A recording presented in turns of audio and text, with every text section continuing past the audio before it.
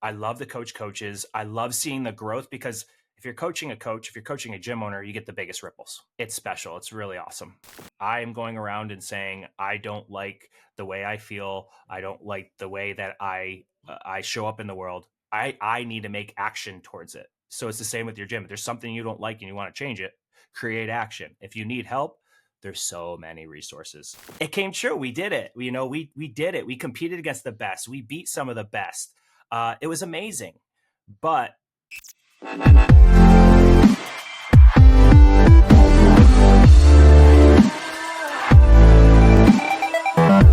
hello, everyone, and welcome to another episode of the Cheer Biz Podcast. Today, we have another amazing guest. He still, I think, holds the record of one of the most listened to podcasts that we've ever had.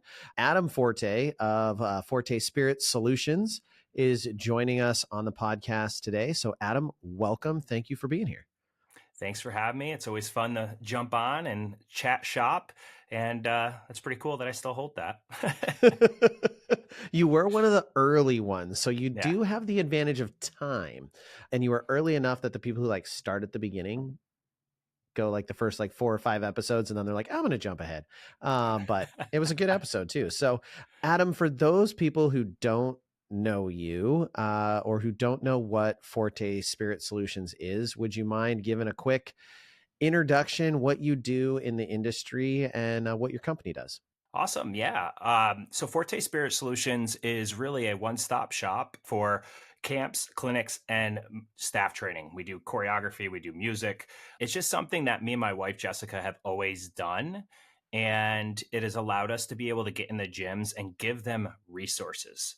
Okay. The big thing that we really we push is our solutions, your resources. So whatever we have built over these years and gone to so many gyms and worked with, we can bring them to you. And we just want to be able to help. There's just so much going on as a gym owner, me being a former gym owner, day to day, the different amount of hats that we just want to make it easier. We want to be able to give you those resources that we've had to struggle through. It's allowed us to refine them. And now we started Forte in 2020. Sitting around a campfire during the pandemic when our gym was shut down in Albany, New York. And we said, hey, we're doing all these things. We have something to offer the industry. And after a while, it was very clear to us that the direction was to continue offering those and move on from our program, our gym, which we loved. I miss it. I definitely miss being a gym owner, but leaving gyms and being able to give them those resources is super rewarding.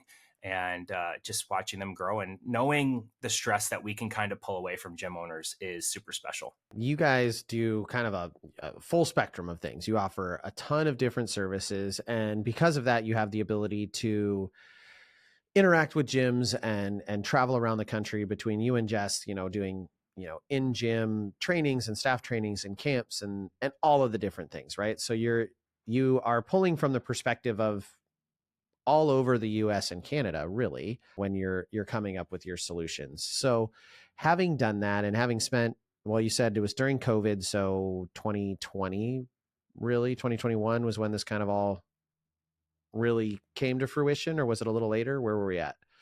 2020, June of 2020. Okay. This all came together. We've always done staff training. We've always done choreography.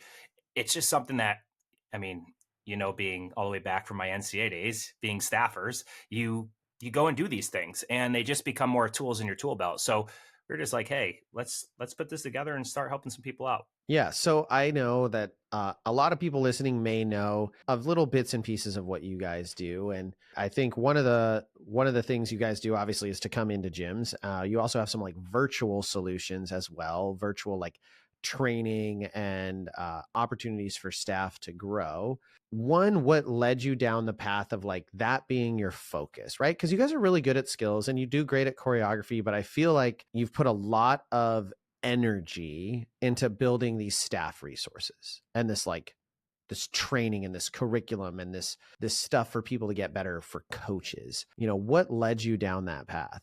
It's honestly one of my favorite things. I love building systems for coaching teams and coaching athletes. It was what I had to do in my gym. we were very fortunate, some would say unfortunate, to be from Albany, New York.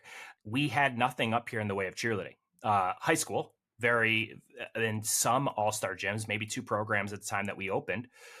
It allowed us to learn how to coach our coaches. And if I wanted to have this gym that was large and competed at the D1 level and competed against the best of the best, that was always my goal in my egotistical 20s.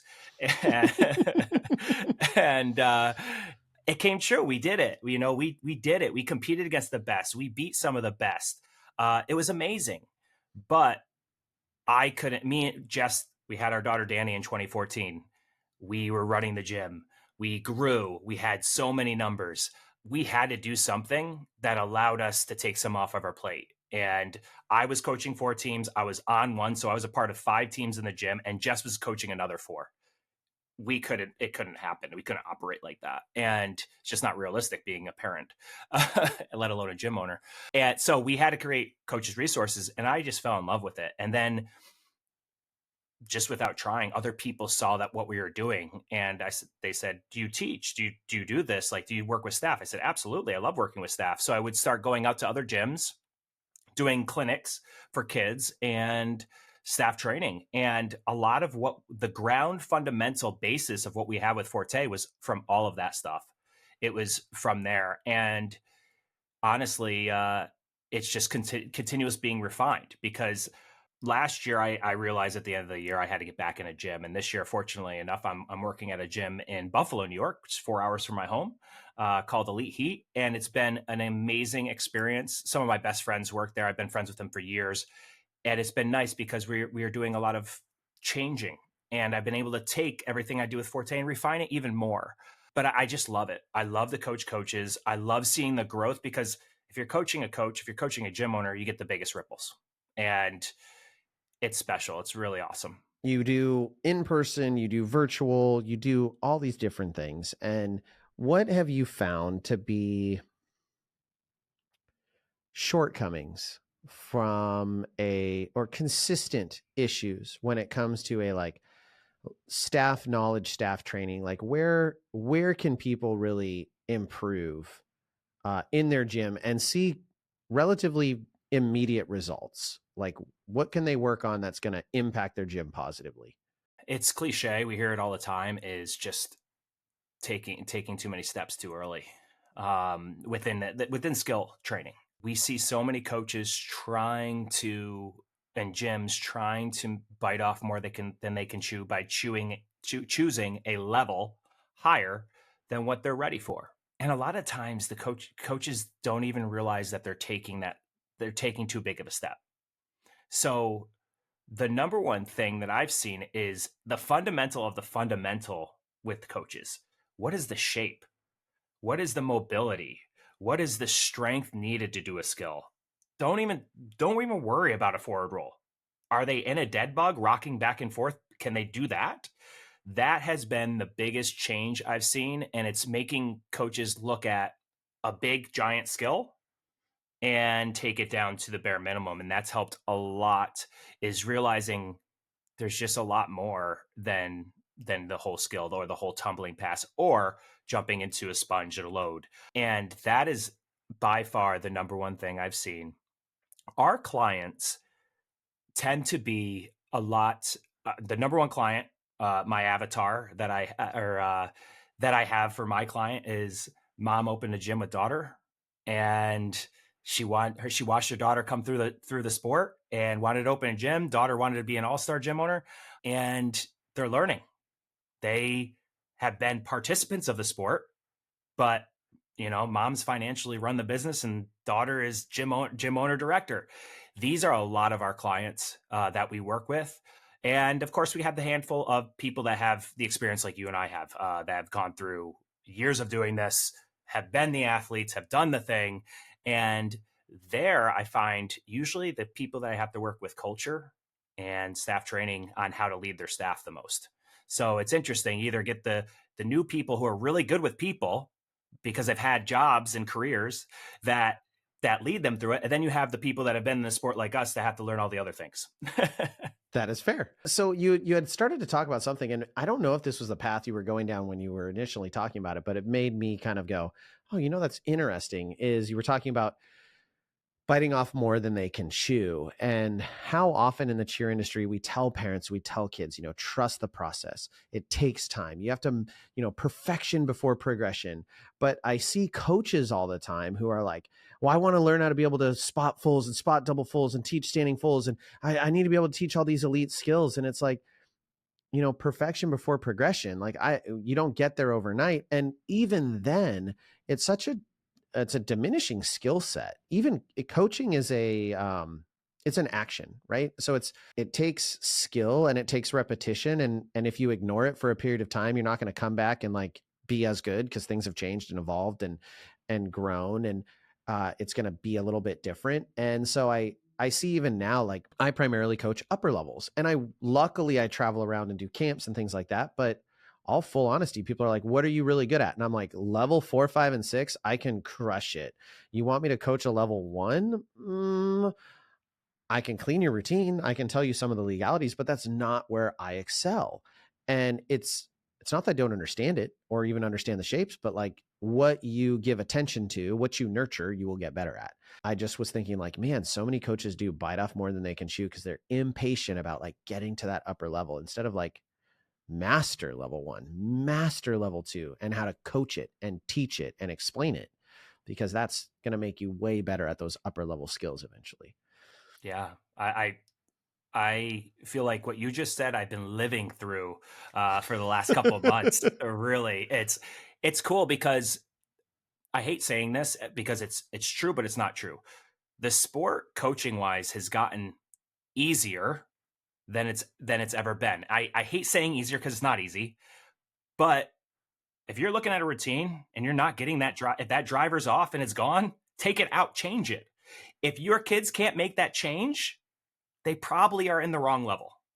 And that's really the sport. That's what it's come down to. It is very, very black and white, more than it's ever been. Anybody that loves the creativity side of the sport right now is pulling their hair out. I don't have any left. Dan's already there. But skill wise, it's right in front of us. You're losing these drivers, change it. Make sure you're coaching to that, which then opens up the conversation of, are some of these drivers really helping us as progressing the athletes towards level 5 and 6? Right now, we see level 5 and 6 smaller than it's ever been. And I attribute it more to it becoming very difficult, and also us doing some things at level 1, 2, and 3 that are not necessarily the best to create level 4, 5, and 6 athletes. So we kind of get stuck a little bit there. But I feel like what you just were saying was exactly where I've lived. It is very black and white, and we have to master the skills, put your athletes in a position to succeed. If that's a drill, then it's the drill that they're doing at 100% correctly over and over again. And that builds into a routine. Can they do that walkover correctly? Or you have to get on them again and again and again and again. That's not fun for you. It's not fun for the athlete. We need to be competing mastered skills. Yeah. So one of the challenges I've always encountered as a coach, and I'm curious if you have any hacks for it, is I get impatient, just like the kids. And I'm like, I don't really want to do this drill for 15 minutes. Like, I'm kind of bored. Can we do something else? But like, and I know if I'm feeling that as a coach, then the athlete is likely feeling that amplified. And especially this is the time of year, right? It's tryout season. So everyone wants to get the next level skill up. So I've got all these kids that I'm having to have conversations with that I'm like, yeah, your layout's okay. And I understand you want to make level 6 next year, but like we're getting stuck on the half. We're having trouble understanding how to complete the twist.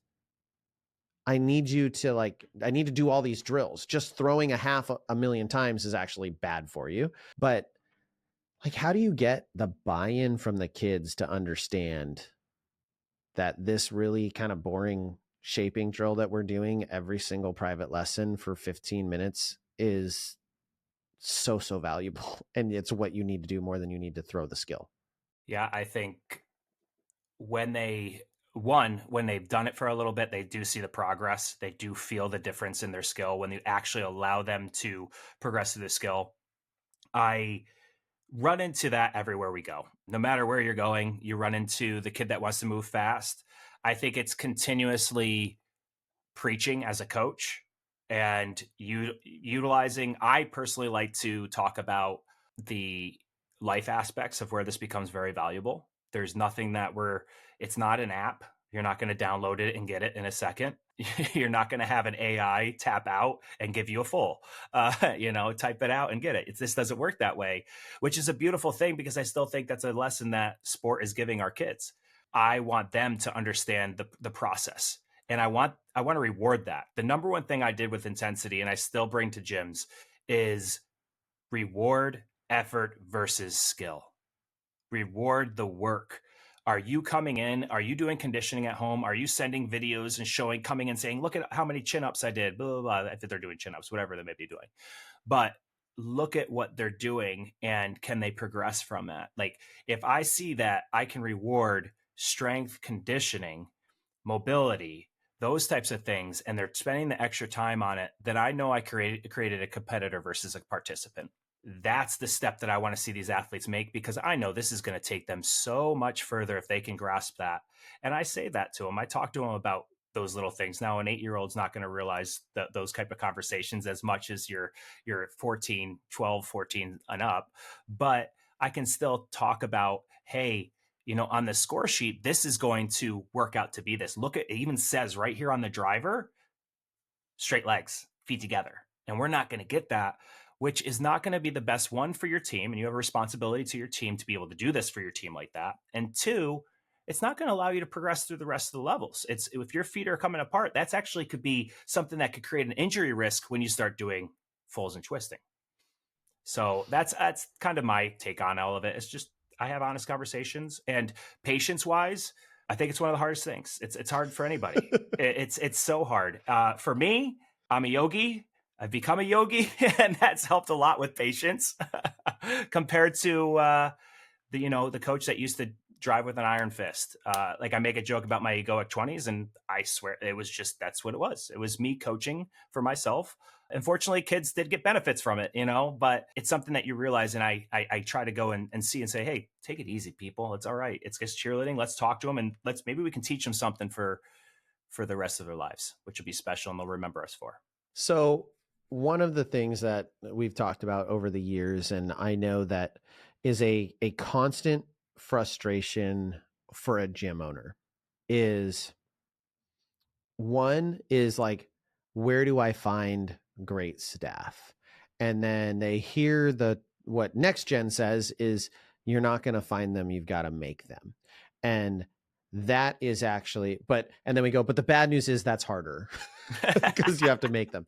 So how does one go about, as a gym owner or as a all-star director or a recreational program director, or even just a coach who wants to become better? Like, where do we start? What is it we need to do to get our staff to be great? Because that, like you said, has the biggest ripple effect. This is honestly something I picked up from Next Gen, being a client for years, was onboarding. Number one, your hiring process.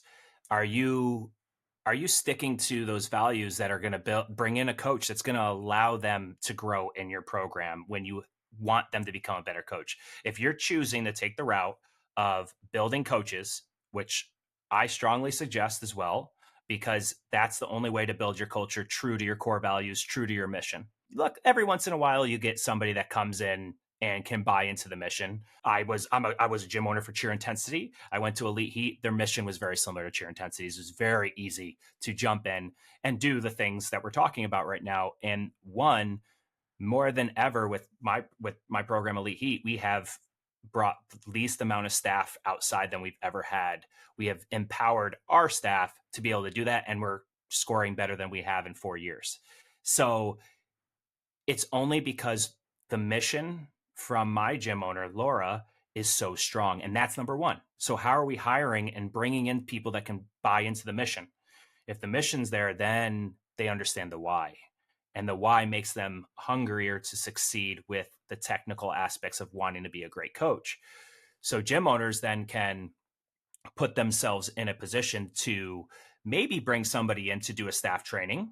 That's something that Forte does. That's something that so many great coaches, Callie and Sean, there's so many great coaches. I know, Dan, you've done a lot of that stuff. There's so many out there. And that's why I'm not just saying, hey, Forte Spirit Solutions, we can do it for you.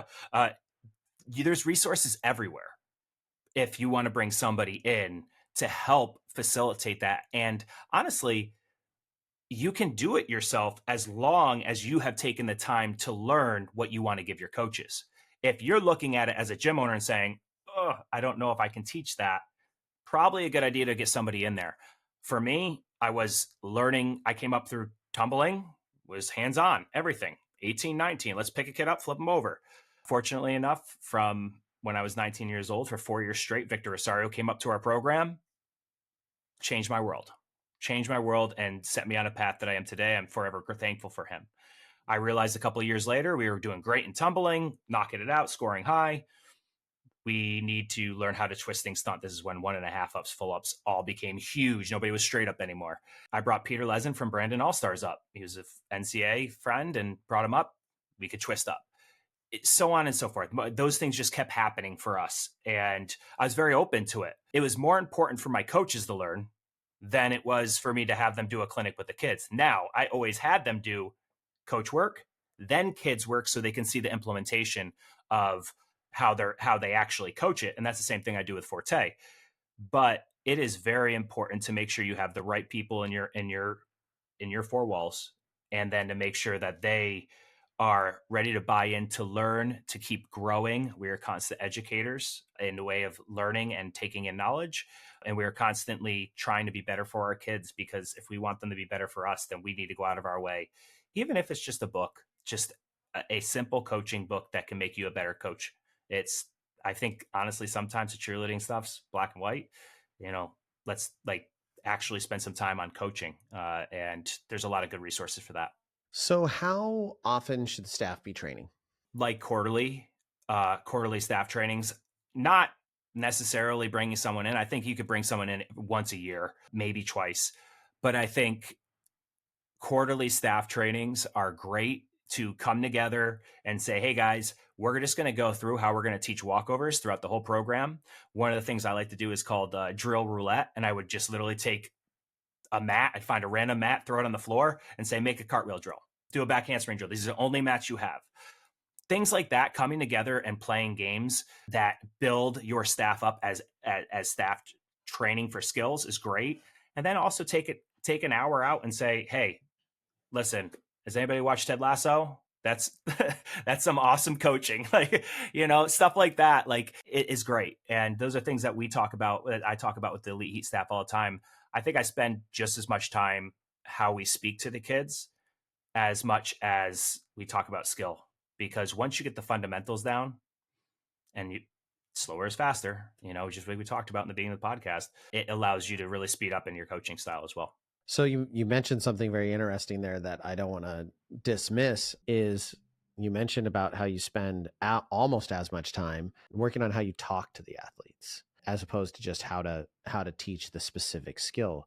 Break that down more for people, and why, because that's a very rare thing. Like that, I could go on ASGA right now and be like, do a search.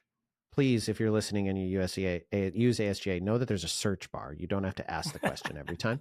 Go on there and search and say, how to talk to athletes. And you'll find no one who's like, I can come in and provide a staff training on the verbal communication and creating buy-in and investment. Like, such an overlooked skill. So what brought you to that, and how do you train that? Brought me to that was me hitting a wall eventually, when I realized that I needed to be better for my athletes. I coached them hard and I needed to love them more. And I realized that love was going to get them farther, and I could get the same results without even having to, quote unquote, get hard in the way of, raising my voice, negative tone. I was able to turn that into positive tone. And a hard practice is still a hard practice. Better believe that if I come into a practice, we're going to work. Don't ever think practice is going to be easy. But I do it with love. And one of my favorite things now is running a hard practice and then having them sit there and realize that they got better. and they're proud of themselves and they're walking out of there better at life because they went through something hard. The path of me having that change and realizing that I needed to give something to kids that was going to be a ripple effect really started on my spiritual path, and me really stepping into that I've been given a gift from God and that I need to really take care of these kiddos and give them something great. And I got these tools. Why me, of all people, do I have this opportunity? And I'm very blessed to have it. So I need to make sure I take advantage of that. And it was something that I preached through my staff, and why, as I teach skills, I always have a tangent on how, hey, when you're doing it, this is how we can talk to them. Direct feedback. It doesn't have to be emotional. It's not emotional. These kids are not messing up because they want to mess up. They don't want to mess up. And if they're giving you attitude, there might be something more going on to it. There might be something going on. Mom and dad might be going through something, and they're just letting it come out in the gym, unfortunately. How can we step up as the coach, teaching them a beautiful skill, as well as, having them come down and send me an email 10 years down the road saying, thank you for that day. And that's the important stuff that we do. So when it comes to staff training, you've kind of touched on it, and you've said there's a bunch of great people out there, and there are, but like, what are some things that someone could do right now, someone could do this year to improve their staff training regime and get their staff able to do the kind of things that you're talking about? So I would definitely start planning the whole year out of creating a time to do staff training. First is just making the action of doing it, because once it's on the calendar, you're like, oh snap, I got to get it done, or I have to have somebody come in here. That's number one. Just plan it. Get out there, get people in. If you feel competent being able to train your staff, schedule it and take the time out to do it. And record everything, by the way. Anytime you do a staff training, record every ounce of it, so you can use it again and again for your onboarding or for wherever you need to use it for. But, there's people that, like myself, who will come in and my staff as well. Forte, one of the things that I'm really happy with Forte is every one of my staff members is either a gym owner or a director. So we want to keep putting people, they're going to have resources, and that's what we want to be able to do. So get out there, get it on the books, and figure out what your weaknesses are. If you have a culture issue, get someone in there that's going to help you with culture. If you have a skill issue with tumbling, but you're killer stunters, fix it. That's the opportunity. If you can do it in May, great. If you can do it, if it's August, great. It is what it is. Just get the action created. Forte actually does a lot of pop-ups. We have a bunch of pop-ups that we do across the country because we know gym owners want staff training. So very much like you guys holding conferences that are amazing. It's an opportunity for all these great things, business and skill training and all that great stuff. We want to do the same thing within skill training. Here's an opportunity for tumbling, stunting, culture. We do that, and we have those all over the United States. So, you can make a weekend out of it. You can take your coaches to somewhere and do those types of things. So get it on the books and hit some action. That's it. Just create action and go after it. Yeah, I love that. And I feel like a lot of owners that I talk to, they're like, I don't know where to start. And they'll pay for something. And like, you guys have a great product with your subscription model and your various classes, and they'll pay for that. And then they'll go, my coaches don't use it. Well, yeah. If you don't incentivize it, if you don't create the plan, like, try meeting and watching the video as a staff and then breaking it down.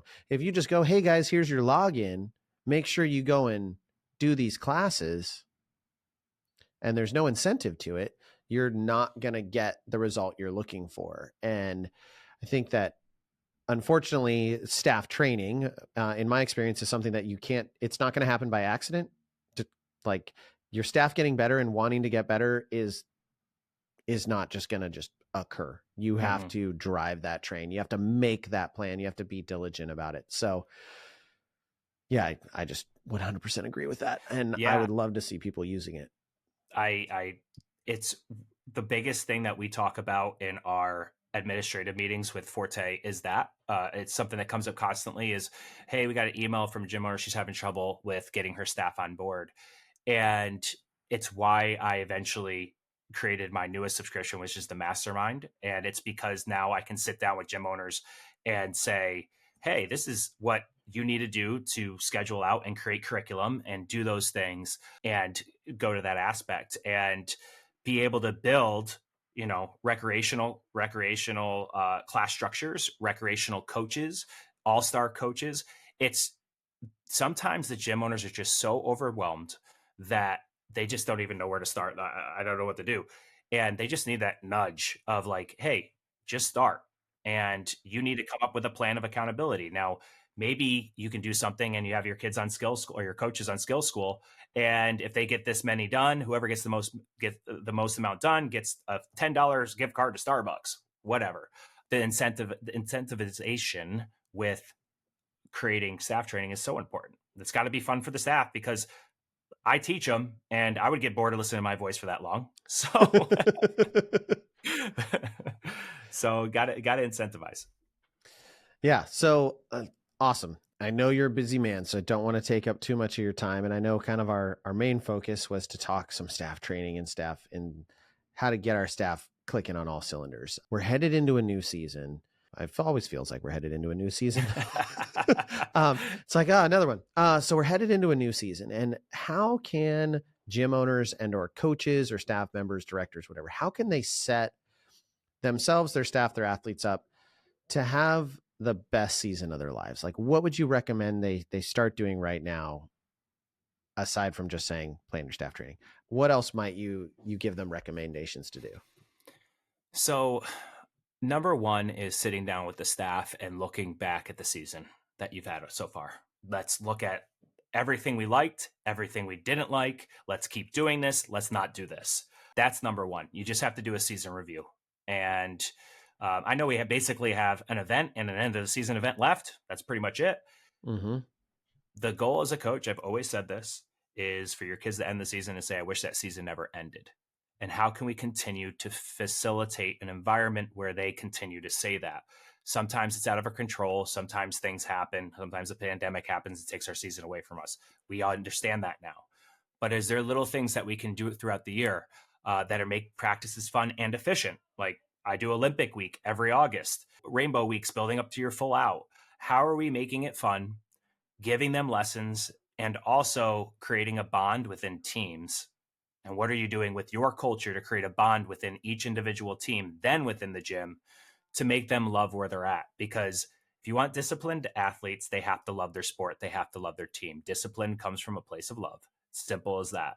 So fostering that and looking at your past season, finding what you don't like, what you like, and making those small tweaks. Could it been more fun? I mean, at the end of the day, kids are going to do this when they're having fun. They're not going to do this if they're going to continue to get destroyed, beat down, just treated poorly. So if you felt like that happened in your program, it needs to be handled ASAP. If you feel like as a staff that you are weak in an area, handle it. It's simple as that. If I am going around and saying, I don't like the way I feel, I don't like the way that I show up in the world, I need to make action towards it. So it's the same with your gym. If there's something you don't like and you want to change it, create action. If you need help, there's so many resources. Reach out to me, reach out to Dan, reach out to Next Gen, reach out to all these amazing people that can help you. Yeah, there are no shortage of resources. Honestly, your limiting factor is people's time. You obviously have a number of solutions that people can do virtually, kind of at their own pace. But I think what people forget is, yes, there's great people out there. There's Adam, there's Callie and Sean. There's obviously what I do with Dream Camps. There's all these things, but none of us can help everyone. Like, and I've had people ask, well, how do you work with all these people? Like, Callie and Sean will come out and work for me, or I've had you come out to camps, and and we're technically competitors, and people will go, well, how do you guys do that? And it's like, because there's not enough of Adam or even his staff to go around and help every single gym. Like, that's right. There's more people that need help than we can even get out to, which is some of where you even said, like, sometimes you got to help yourself. Like, you know what? Yeah. What would John Wayne do? Nothing. John Wayne's dead. It's up to you.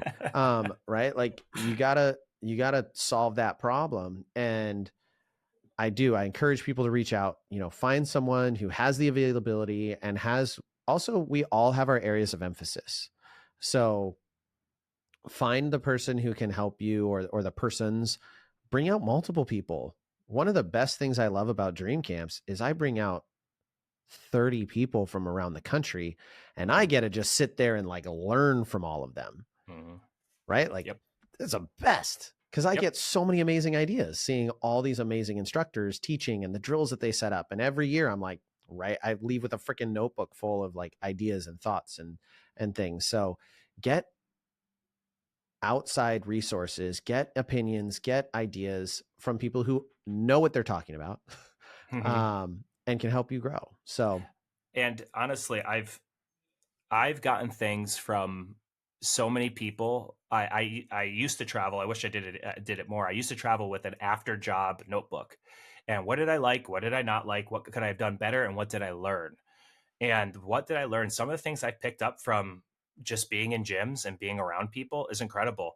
But one of my best friends lives in the UK, and the amount of things that I learned off of him and he's learned off of me just by hanging out in the UK has been incredible. And I never would have had that opportunity if I didn't go over to the UK and be there. But they brought me over there to speak, and I come back and I have a boatload of things that I learned. It's just put yourself in that position to sit back and listen. I started jiu-jitsu last year. I had a couple of things that I got from that. I tell kids one of the things that you do is shrimp to get out. And wait a minute, that's the same shape I want in an inversion. You're going to shrimp on your way up. Cool. Please tell me you make them do shrimping drills. I do. Oh yeah, just because it's fun. They're sweating after. People talk about like, bear crawls is like the ultimate cheer punishment. If you had to do 8 lines of shrimps, you're going to hit those hammies. Oh my gosh, be dead. Awesome. Well, Adam, I appreciate your time and everything you're doing for the industry, all the resources that you and Jess provide through Forte. And I would be remiss, she's not on the podcast, but like Adam has a better half. Her name is Jess. She is That's true. She is a huge part of Forte Spirit Solutions. She does a lot of the choreography and those kind of things. So they're a dynamic duo. They're oftentimes separate because they have their expertise and they go different directions, but it's something that they've created together. So I don't want to neglect that Jess is also out there with a lot of amazing resources. Like you mentioned your pop-ups, but you guys also have done like choreography intensives. Yeah. We're going to run 3 of those, one in Atlanta, one in Dallas, and one in the UK. So she's in charge of that. Honestly, she does such a great job with everything that Forte does. She is the head on everything, and I couldn't do it without her, hands down. So thank you for that. And likewise, brother, with all the resources that you guys bring in the industry, you bring in the industry with Dream Camps, with Next Gen. It has always been a equal respect, and we love working alongside Next Gen, especially because being able to hit the industry in all angles. Yep, absolutely. We got to work it. It's a team effort. So thank you for your time, my friend. Thank you everyone for listening. And with that, we will catch you on the next episode.